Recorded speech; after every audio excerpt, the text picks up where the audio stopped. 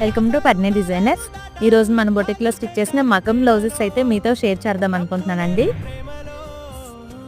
పట్టు శారీ ఈ కాంబినేషన్ అనమాట. ఈ బ్లౌజ్ మనకి గుడివాడ నుండి శ్రీదేవి గారు ప్రొవైడ్ చేశారు. ఈ శారీస్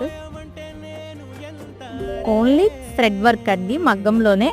మేడం ఏంటంటే జర్కన్స్ కానీ జర్కన్స్ స్టోన్స్ అలాంటివి ఏమీ యూజ్ చేయొద్దు అన్నారు.